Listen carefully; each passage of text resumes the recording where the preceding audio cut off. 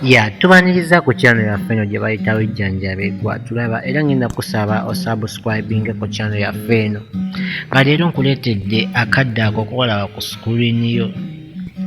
Eddagala eryo gy'olaba ku screen yo oba akakadde koolaba ku screen yo gwe mukwano gwange atugoberera era alaba vidiyo eno. Akadde ako ke bayita kawunyira, naye nga akadde ako ke bayita kawunyira yoyo kawunyira w'oku ttale gwe mukwano gwange.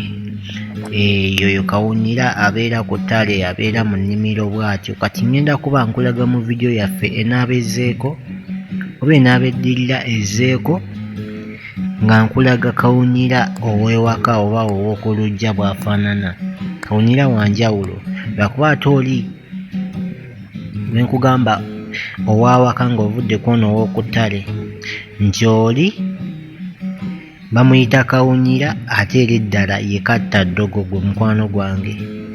Onooba weetaaza omulaba kugenda kusaba okomentinga awo era vidiyo yaffe ogiwa ekigalo. Nda kusaba osubscribing ku channel eno. Oli bamuyita kattaddogo oba kawunyira naye nga ye waawa abeera waka.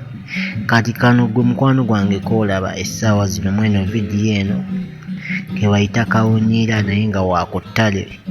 Kusaba osubscribing naye ng'afaanana bw'atyo, ebikoola byagala okuba nga ebyenjaga naye nga si njaga gwe mukwano gwange, era oba omulabe bw'atyo si njaga eyo, just ddagala oba muddo.